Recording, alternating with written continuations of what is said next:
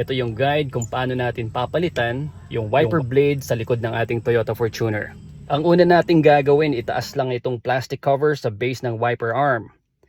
Hatakin nyo lang ito ng dahan-dahan hanggang sa mag-click.